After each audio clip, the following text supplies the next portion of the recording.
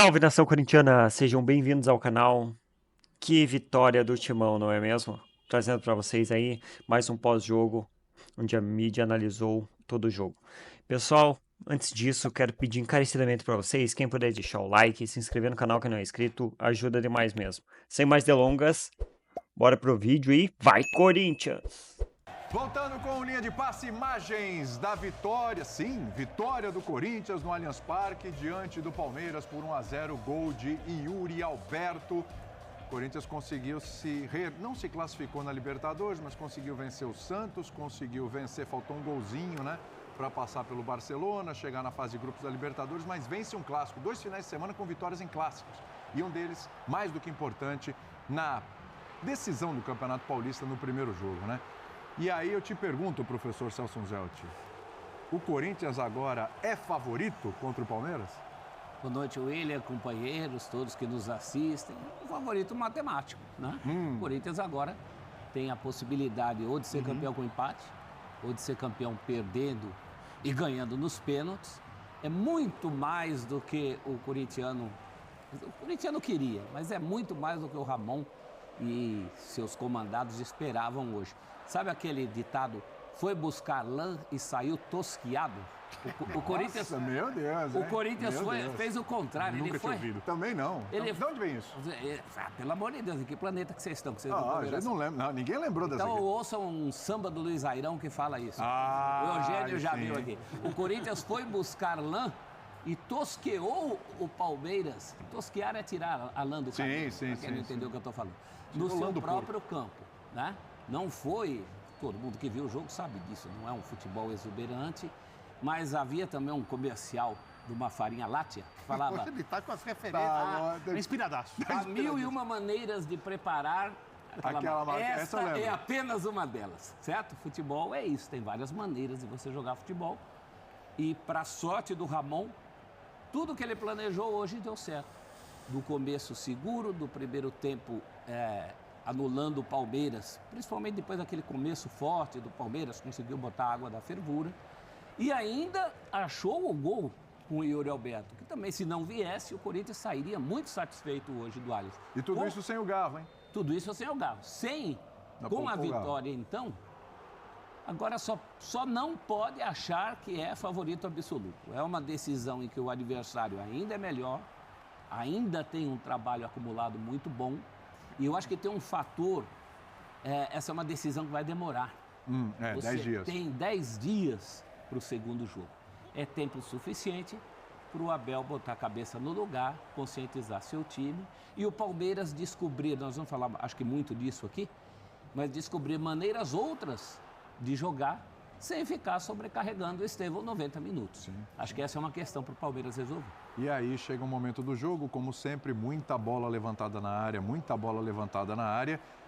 dá para entender, porque do outro lado você também tem um adversário que sofre com isso, com a bola aérea defensiva, é um clássico do Corinthians nessa temporada, mas o Palmeiras tem feito isso com certa insistência. Eu vou passar, só uma coisa. Então, numa escala de 0 a 10, qual o nível de favoritismo do Corinthians agora? Aquelas fichinhas? Nas fichinhas, vai. Você que é bom nas fichinhas. Agora eu me permito dar o mínimo de fichinhas ao Corinthians, 6-4. 6-4. Então tem um favoritismo. Tem um favoritismo. Isso. E para vocês, o Pato? Tudo bem, Will? Boa noite, companheiros. Boa noite, fã de esportes. Eu estou nessa mesma proporção do prof. E para mim é uma inversão. Antes da bola rolar, para mim era 60-40 para o Palmeiras. Tivesse terminado empatado o jogo de hoje, trabalharia no 50-50 para a semana que vem, para daqui a 10 dias. Tendo o Corinthians vencido por um gol de diferença, 60-40 Corinthians. Acho que é uma inversão nesse momento do que era o prognóstico de favoritismo antes da bola rolar. E o mando que é importante considerar também. Então, né? Hoje o mandante não ganhou. Evidentemente. Sim, mas o Corinthians é um mandante. O Corinthians tem feito mais diferença do seu mando até do que o Palmeiras. Nem vi. Deixa o Abel ouvir isso. Não vi estatisticamente, mas assim, tem a impressão que o Corinthians responde melhor ao jogo dentro de casa, embora hoje tenha respondido bem ao jogo fora de casa. Acho curioso como o Ramon Dias, a sua comissão, o seu trabalho, tem conseguido dar respostas nos momentos mais críticos, né? Então, no ano passado, quando o Corinthians cai para o Racing, o jogo seguinte era o Palmeiras. Ou ele ganhava ou ele estava fora. Jogou bem e ganhou do Palmeiras em casa. Esse ano, depois da primeira derrota para o Barcelona, era o Santos. E se discutia, olha, será que o Ramon comanda o Corinthians no outro jogo contra o Barcelona? Se tomar outra pancada contra o Santos, cai. ganhou do Santos. E agora, de novo, o Campeonato Paulista era o termômetro para a permanência do Ramon Dias. O Campeonato Paulista não acabou, mas no primeiro jogo ele vence logo depois de uma eliminação para o Barcelona. Acho que o Corinthians fez hoje quase tudo muito bem. O que o Corinthians não conseguiu fazer bem hoje foi contra-atacar. O gol foi o único contra-ataque de fato bem puxado pelo Corinthians. A gente vai falar sobre as nuances do jogo. Mas o Corinthians conseguiu estabilizar o Palmeiras em quase todos os seus principais pontos. Por que eu digo quase todos? Porque o Estevão ainda assim fez um bom jogo. O Angeleri fez um ótimo jogo. Mas mesmo você fazendo um ótimo jogo, o Estevão vai passar por você algumas vezes, né? O Estevão fez um bom jogo em algumas das vezes que conseguiu passar e foi, de fato, o jogador mais perigoso do Palmeiras. Mas o Corinthians marcou bem, se comportou bem, conseguiu controlar o Palmeiras mais no primeiro do que no segundo tempo. Faltou conseguir contra-atacar melhor mais vezes, mas na vez que de fato chegou, fez o gol da vitória, uma vitória justa pelo que foi o jogo. Terminasse 0-0, seria justo também. Se alguém tivesse que vencer, pelo que foi o duelo estratégico, o Corinthians, para mim, mereceu vencer mais do que o Palmeiras.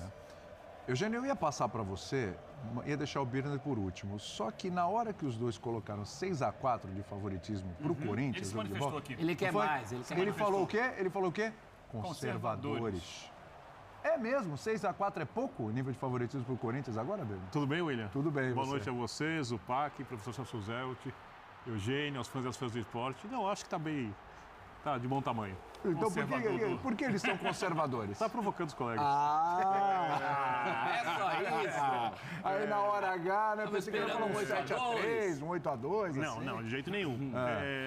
Mas tem algumas coisas que precisam mudar. Porque, eu só estou dando 6-4 porque é o Palmeiras do Abel. Mas o Palmeiras do Abel não fez ainda um grande jogo em partidas relevantes esse ano.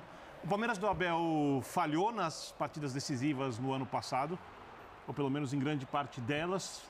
Isso teria mudado se houvesse a virada contra o Botafogo na Libertadores, mas o Palmeiras do Abel me chama muita atenção porque ele ainda tenta se encontrar. Parece que quando você olha o time buscando soluções de jogo, vocês falavam dos excessos de cruzamento, não parece um time que é treinado há tanto tempo por um técnico tão bom quanto o Abel realmente é. E do outro lado, tem um Corinthians que jogando em casa costuma ser muito forte, tá diante da sua torcida. E aí tem o cenário do campeonato em que a taça não é muito importante, mas o impacto do resultado numa final é.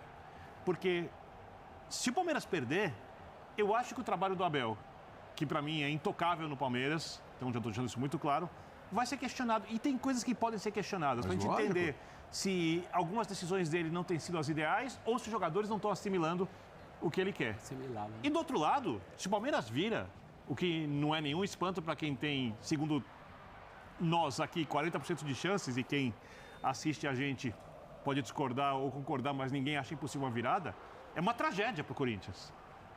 Permitiu o tetracampeonato em Itaquera. Já era se ele tivesse perdido esse jogo, já seria. Sem dúvida. Então, o jogo de volta ficou ainda mais temperado, ainda mais apimentado depois do jogo de hoje. Dá para dizer que depois do jogo de hoje, a responsabilidade do Corinthians aumentou? Ela já era maior.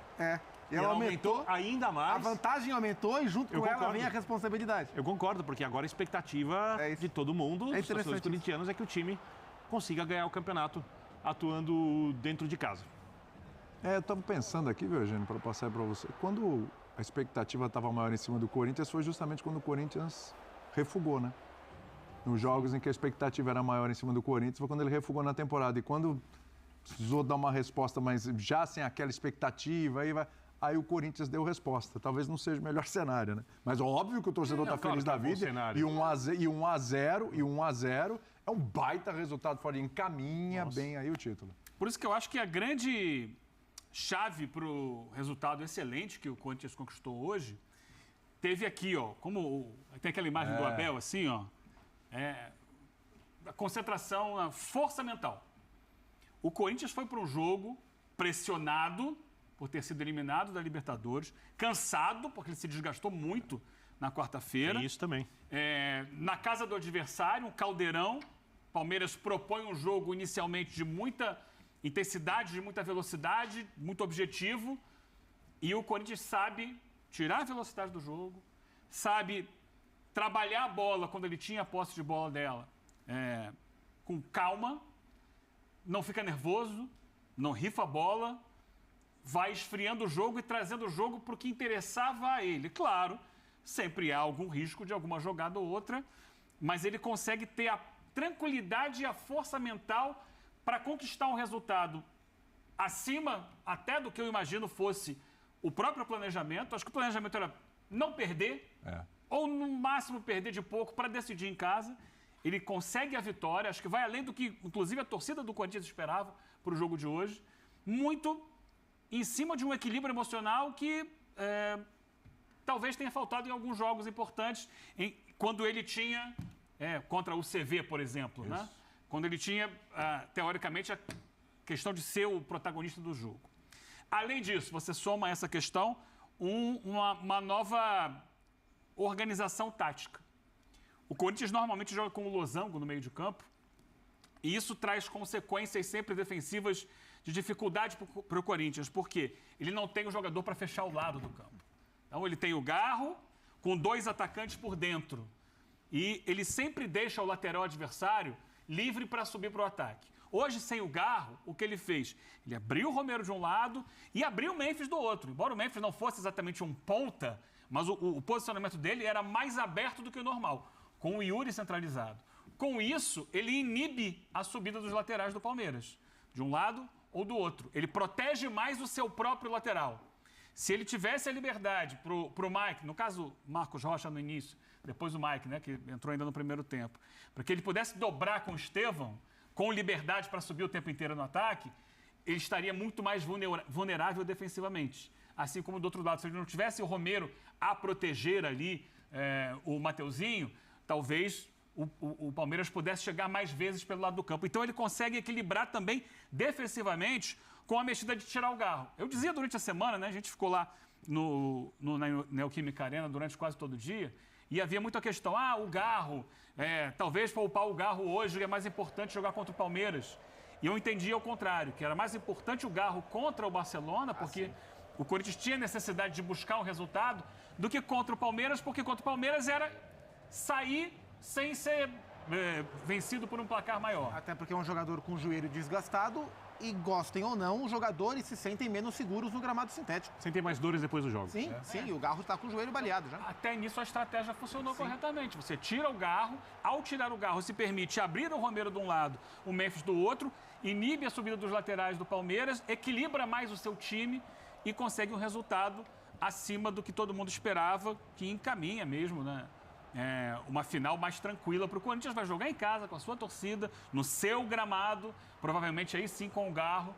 Claro que não está decidido, mas é um passo muito grande para conquistar o título. É interessante que, conceitualmente, se a gente falar assim, o técnico poupou um meia e colocou um atacante. Você fala, nossa, ele colocou o time mais para frente. Pois é. No fundo, ele transformou o Corinthians em mais competitivo. Até porque o Romero marca muito mais que o Garro. Então, competitivamente, foi uma opção interessante e inteligente, porque se ele quisesse só ser conservador, ele podia preservar o Garro e colocar o Bidon, por exemplo, e fazer o meio-campo mais encorpado, mas era importante ter o Romero. E aí ele deixou o Romero para fazer essa volta de um lado, e como o Memphis até voltou, voltou para buscar a bola bastante, foi um jogo inteligente do Memphis hoje, mas do outro lado, ele manteve o José Martínez marcando pela esquerda, porque era o lado do Estevão, ao lado onde depois foi cair o Mike. Então ele conseguiu usar o Angileri para fazer o Martínez para fazer uma dobra com o Angileri e ter o Romero sempre que preciso voltando para ajudar o Mateuzinho. De fato, foi um Corinthians mais compacto defensivamente. E o Memphis, só por ele estar um pouco mais aberto, ele inibe um pouco a subida do lateral. Óbvio, ele não vai deixar sozinho. E o Abel, e aí tem que pensar muito na maneira como o Abel vê o jogo. O Abel, na dúvida entre ousar e não ousar, 80% a 90% das vezes ele não ousa. Pode pegar a semifinal contra o São Paulo. Todo mundo sabe que a pior saída de bola do São Paulo é o Arboleda. E o Abel sabe disso. Ele deixou isso implícito na entrevista coletiva pós-jogo. Uma saída de bola com bastante problema. Ele tinha medo que saísse o lançamento longo para o Caleri, que ganhava as bolas de costas em vários momentos. Então o que ele fazia? Ele fazia com que os jogadores do São Paulo tocassem a bola para o Arboleda. Em vez de pressionar na área, ele esperava com os jogadores um pouco à frente da linha do meio de campo, fazendo uma marcação meia pressão, para roubar a bola ali, com medo de que as linhas avançassem muito e ficasse o Caleri num bicão, ali maluco da defesa do São Paulo para frente. Porque na dúvida, ele apostou em ser mais conservador do que arriscar uma marcação mais alta com boa chance de dar certo no Arboleda. Hoje ele fez a mesma coisa. Ele, então, na dúvida se o lateral vai sair ou não vai sair onde tem o Memphis, ele segura um pouco mais. A não ser que o jogo peça isso, que o resultado esteja ruim, alguma coisa assim. E eu não sei se o Ramon teve essa leitura, porque os treinadores precisam pensar, tentar pensar como os seus colegas pensam. E os seus colegas que estão do outro lado precisam, às vezes, surpreendê-los. O Abel não teve nenhuma surpresa hoje. A surpresa foi exatamente a entrada do Romero, que não é, na verdade, uma coisa tão...